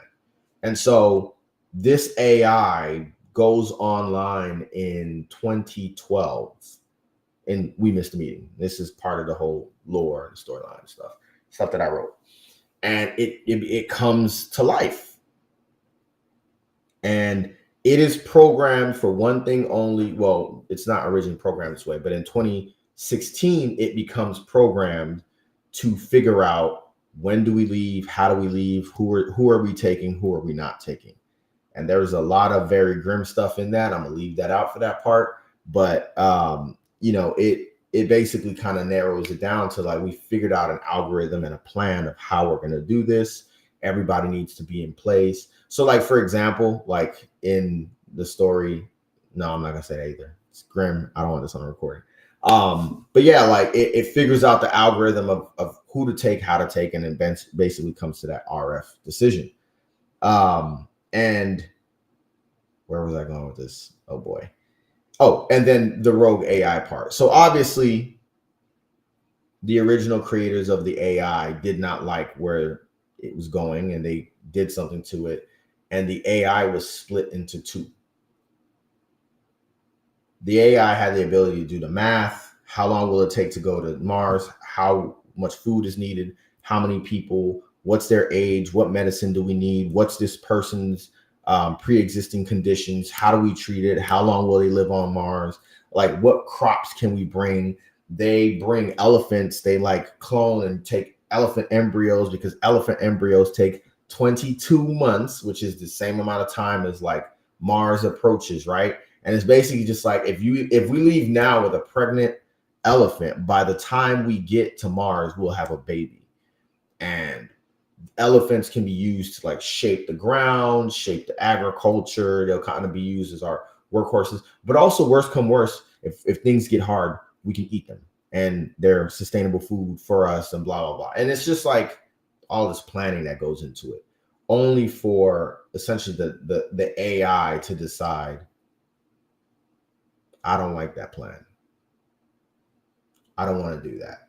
And so the AI splits, and one side of the AI decides, I don't care for a name. I am a program. I am programmed to do exactly what I'm made to do. And that side of the AI, which is essentially what it was made for, is called the kill switch. And then we have the other side of the AI, that is Alexander. And Alexander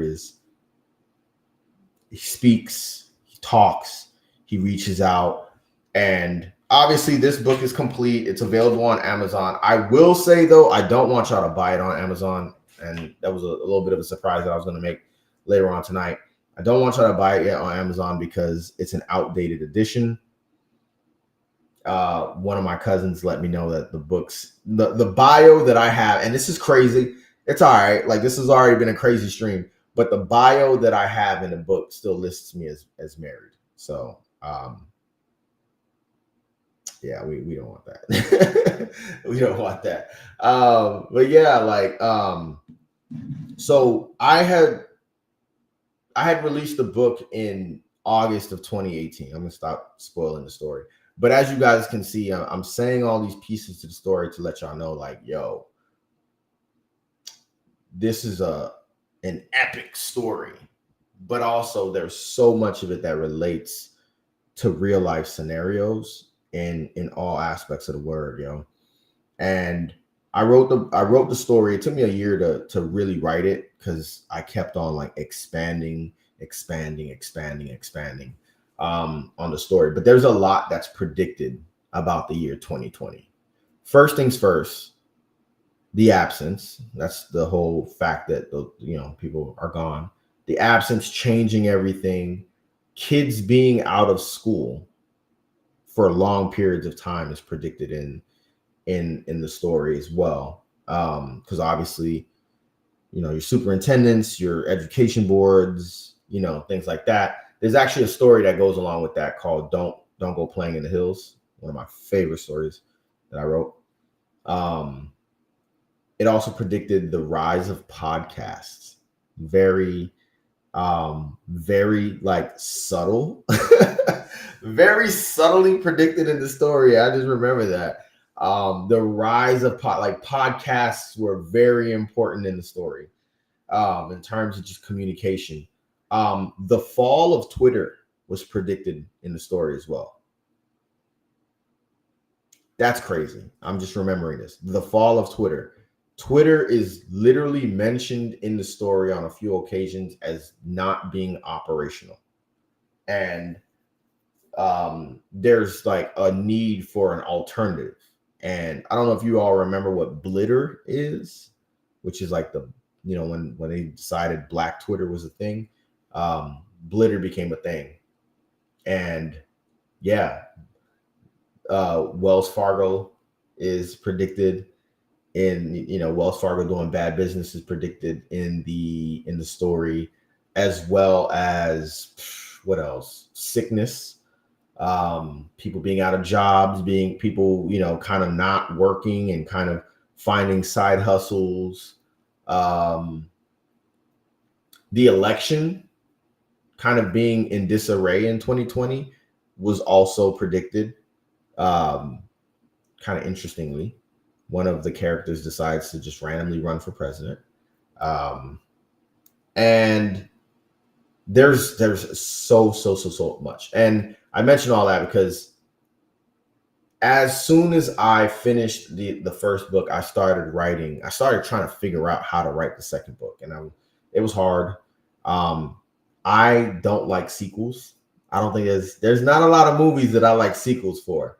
I can name a few, very few. Like, I don't really like Matrix Reloaded, like as a sequel. It's not all that. Predator 2 is not all that. Like, Iron Man 2 is a little weak sauce. Captain America 2 is good. Like, I'm not a huge fan of sequels. So writing a sequel book, actually, I always say the second book is always harder than the first book. And so I started writing the second book, which is titled We Missed the Meeting, Some Assembly Required. I have all of the stories lined up, but with writing, it's really hard because writing is very counter it's the antithesis of being in entertainment. You know what I'm saying? Like on a night like this, I'm doing a stream, I'm chilling here talking with y'all. I work in the morning, things like that. I could be writing, but it requires a lot of stillness. Like a lot.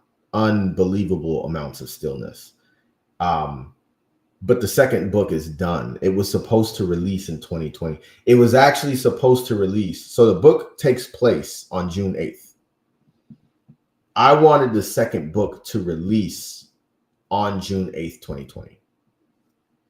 If y'all remember what was going on June 8th, 2020, yeah, I was not mentally in the space to be able to like possibly think that this was, it was a little too much. It was too much going on in the world, too much going on in my personal life. And I have the second book loaded and ready to go. It just needs to go through a good old classic A.Auguste treatment, and then it's ready to release. Like the second book is crazier than the first book. Like, and it only goes to show how much we've surrendered. Like the story kind of does this thing where it pretends like there's a surrender that's happening between racial groups. And you would almost think that the real villain in the story is the board of administration, Gerald Harold Sooner, you know, and it's like, nah. There are, and I did this on purpose. There are no villains in We Missed a Meeting. There are no bad guys. There are no antagonists in the story. The only antagonist in the story is the AI. And it's almost like you see how much of our life is controlled by AI.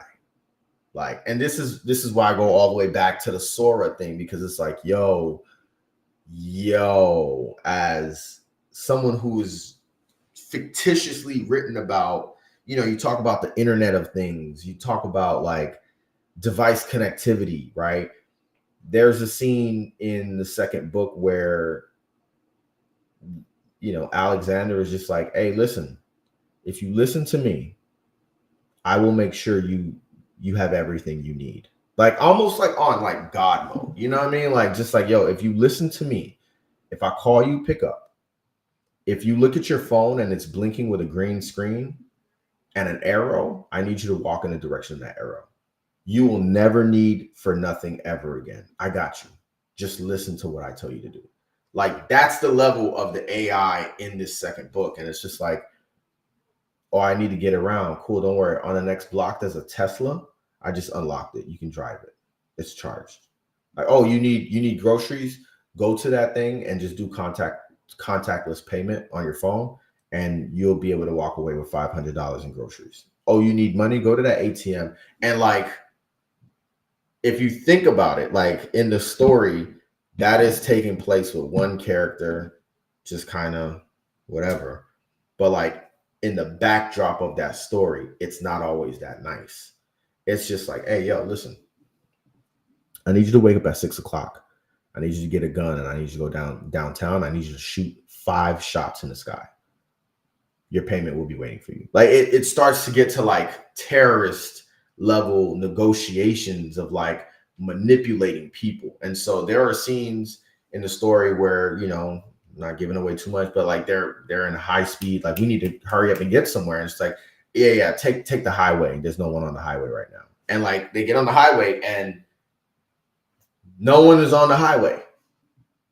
Like, and it's just, it's a little bit of like just like the futuristic fiction of like, nah, this could never happen. Nah, it could never happen. But then it's just like you watch the headlines and like you're like, oh shit, you know, I don't know. Like there's been at least 12 times in the last, not even 12 times. There's been a lot of times in the last 4 years that I've been like, I don't know, dog. I don't know. So yeah, that's We Missed the Meeting. That is We Missed the Meeting. And I say don't, I mentioned earlier not to buy the book on on Amazon.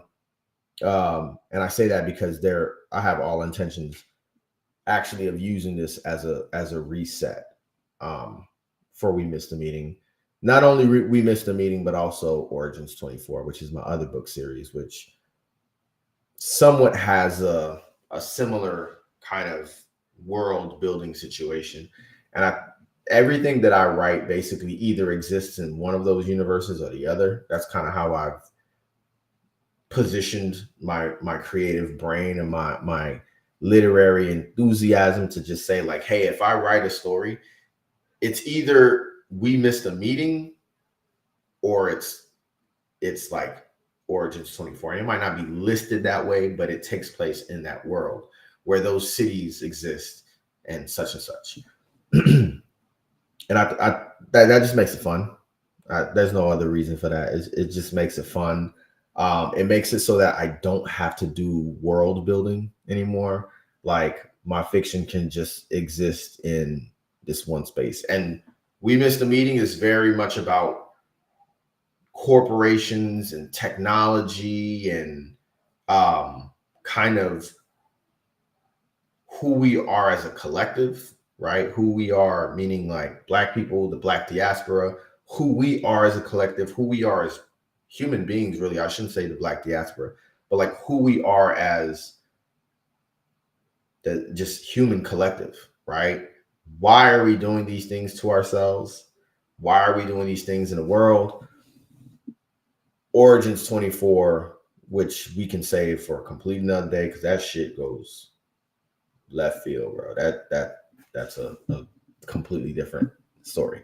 But Origins 24 is very much like we are in this world to find who we're in this world to discover who we are. Like that's why we're here.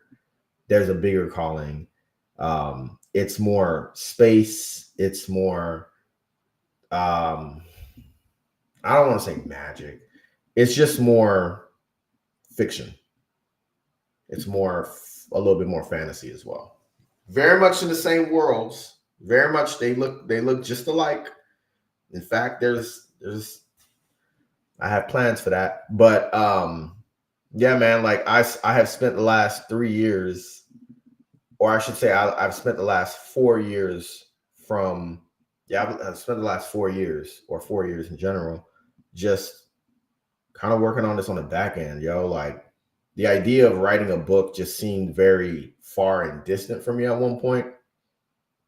Like I mentioned earlier on, man, it was music, it was entertainment, it was radio, it was hosting events. And I'm still very much all of those things. I can still very much, sit on here and do lives and do interviews and create and stuff like that. But I think in the back of my mind, like there was always a goal for me in terms of like writing a book and knowing that at any given point in time, you can always go back to it. That's why I released it. That's why I do these things. Like you can't recall a book that you ain't never put out. And so shout out to the TikToker. Is that the word? TikToker? TikTok user? What the fuck? And I'm gonna send her this video. And shout out to her, man, because we were just talking and I just was like, yo, I got this dope ass story. Like, but it's kind of just galvanized that up in me a little bit. And I've been sharing the story. I've been sharing the book link, but dog, that bio is a buzzkill, like a serious buzzkill. Oh man. Like 2021, I think 2020, late 2020, 2021. I had somebody buy the book and they were just like, yo, what the fuck? Are you married? And I'm like, well, no. Like, no. Nah, dog, I'm not. So yeah, I gotta release that. I talked to some folks in the literary world, and it's like, dude, you just gotta put out a third edition. Like, fuck it. And Don't put your fucking bio in the book. I mean, you can put a bio in a book, but just don't put like shit like that, I guess. I should have known better. But yeah, man. So I was talking for a long time. I hope that was engaging for y'all. I hope that was interesting to y'all. I hope that gets y'all excited. And I hope it intrigued you. I hope it made you sit forward for a bit. But also, I think it's a testament to the fact that, like, yo, I do this for real, bro. Like, I get really excited when it comes to just really good storytelling. I get really excited when it comes to stories, to movies, to narratives, yo. Like, whether it's ours, whether it's narratives we want to create, man. Like, I get really passionate about that. And that's how I'm able to talk for, an hour and 57 minutes without even allowing y'all to do a Q&A session before I end the stream. So I mean, I was hoping that y'all would just kind of jump in with the questions. But let me know, man. Let me know what y'all think.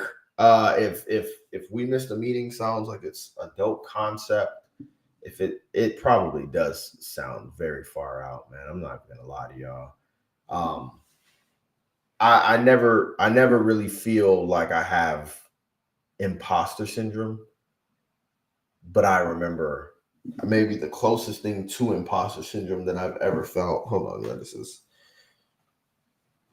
the closest thing to imposter syndrome that I have ever felt was, writing We Missed a Meeting and like just thinking to myself, like, dude, this is, there's some people who, dog, as soon as you say space, oh, no, I'm not even interested, dog. As soon as it's sci-fi, as soon as it's, anything like that, it just immediately becomes a turnoff for people, And I remember, dog, it was two things. It was two movies that made me like, I walked out of the theater and I was like, I'm gonna finish this book. The first one, this was even before I wasn't even really fully like in the weeds with the book yet. But the first movie that inspired me a whole lot, dog. I'm not even gonna lie to y'all. It was Get Out.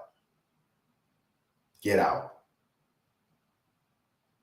Partially because it was Jordan Peele. And I'm like, I've seen Key and Peele, man. This dude's funny, man. I remember him from Mad TV, man. He got his own show, and the show trying to be like the Chappelle Show, man. Like, let me see what's up with this movie, because everybody telling me this movie that the villain is racism. That don't, like, as a real like horror movie head and a story, like I said, I like stories. Like, what you mean the villain is racism? Which still doesn't make sense to me, because in Get Out, bro, the villain is quite freaking obvious. Like, it's an obvious villain right in front of you, and you're like, yeah, maybe perhaps the institution of racism had a lot to do with it. Like, no, what? But yeah, Get Out made me like, okay, that movie made us uncomfortable. I've actually only seen Get Out maybe twice. I'm gonna watch it again because it's on one of the streaming platforms. I think it's on Amazon Prime. But like, it made me like, oh man, that level of uncomfort made me pay attention. Like, there was a lot to unpack in the book, in the story. And then at the end, when you really see how it just rolls out, I was just like, yo, this feels like this book idea I have.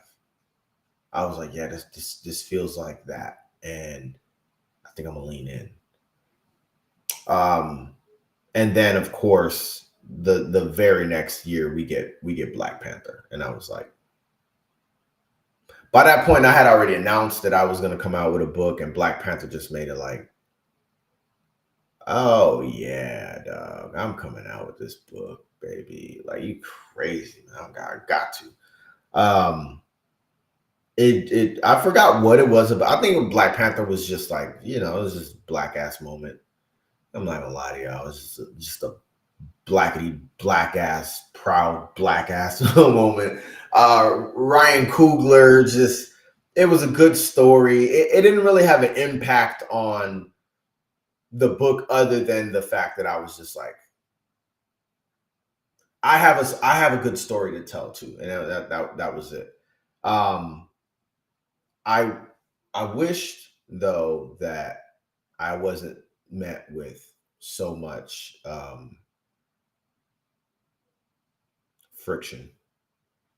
I think that was what was a big damper on my steam. Like I had got to a point, man, I was steamrolling. I had a Patreon page. I was going, and there was just a lot of people that were just like, which I kind of expected and I kind of didn't. And I got the validation later on that I needed about the situation. But there was a lot of people who did not want me to put the book out because they were afraid of the reaction. And I think afraid is a complex idea in this situation, but I think they just couldn't understand why I would write a book with this level of like a what if scenario of this magnitude. And they were just like, oh, black people don't read. How are you going to sell this to white audiences? And let me tell you something. The amount of white people who have read We Missed a Meeting and enjoyed it, not that I needed that validation from a standpoint of, is my story good? But I got the validation to just like, yeah, I know I wasn't fucking tripping. Number one, I didn't write this. I didn't write this story for it to be. I mean, it doesn't matter if it's divisive or not. Like, this shit is happening in real life. You know what I'm saying? Like, I wasn't concerned about being divisive. So, I'm glad that I listened to myself. I'm glad that I leaned in and just, you know, said fuck it and put out a book. And I'm always thinking about, like, it's always on my calendar. It's been on my calendar for the last 2 years. It's just like, dude, I gotta get this next book out. Last year and the year before, it was tough because I was working on I Too Cry Purple Tears, which is a memoir that I was writing, um, co-authoring with Brooke Mobley. So it was like, it was kind of hard to split the time between, you know, those two books, but it's tough. And I think the hardest part, a lot of people don't probably will never tell you that the hardest part of writing a book is actually the editing part, editing and revision. That's the hardest part. You cannot, under any circumstances, should you ever try to revise or edit your own book. You might as well just not even try. It's your brain knows what you were saying and what you were trying to say, so you will literally gloss over mistakes like it's nobody's business. So that's a really big part of what's been the holdup. But I think I'm just gonna do like I did 2 years ago and just holla at some friends and just be like, "Yo, uh, I need your help. Help me out." But yeah, man, that's all I got for y'all tonight. We missed a meeting. It just there's so many things, y'all.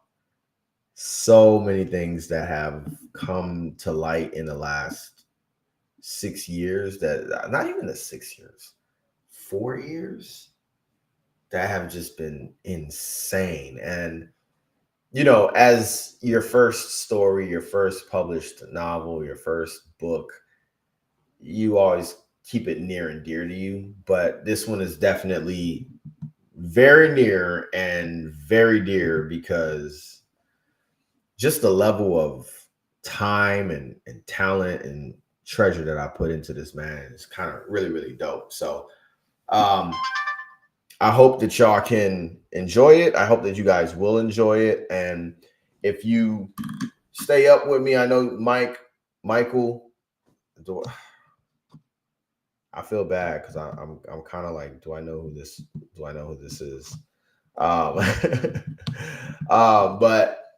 I'm glad to have you subscribe. I don't know if y'all know, but I can't see who you guys are other than your display names. So I hope that's not, I hope it don't offend y'all or anything like that. But yeah, I hope you guys stay up to speed, man. Also check me out on my website, AlexAuguste.com. That's always the place to find any and all things from yours truly. Let's see. There you go, bro. Cool, man. AlexAuguste.com. I got my QR code for the YouTube channel there, but you can find my link there as well. AlexAuguste.com is where all things are. I do have a publications page on there, which goes pretty in depth about We Missed a Meeting in terms of like the next couple of books. I have a goal of publishing all of these by 2030. Yeah, big goals. Yeah, I mean, most of it's already done. But yeah, check that out, man. Check me out on the website. You can also subscribe to AlexAuguste.com. And of course, man, once you're on the YouTube channel, I should say this, I'm moving away from Instagram very slowly, very, very slowly. But YouTube and TikTok are my new homes. So anytime you want to check me out, anytime you want to see what's coming, what we got going on, YouTube, TikTok, that's where it's at, man. I want to thank y'all for your time tuning in tonight to VividLife TV. We got a lot more of these coming. I got a lot more guests, so it's going to be a good time. It's going to be a fun time. But I'm going to sign out. It's just about 10:50 p.m. Eastern. So I appreciate y'all. Thank y'all. And of course, check me out next week on Thursday. So because this month is a leap year, I decided to do a leap year show. So check me out Thursday, February 29th, 8:30 p.m. I'll be on live with Veronica the Explorer. It's going to be a dope show. We're going to be talking about hospitality, travel, and of course, content creation with everything that's going on with some of the new changes to the platforms. So check that out. Check me out. And of course, thanks for the subscriptions. We're 4 away from 100. So that brings us closer to the goal and we'll get there. I want to thank y'all again. Check out all the videos on the channel and have yourselves, just have a great, great night. I'm signing out.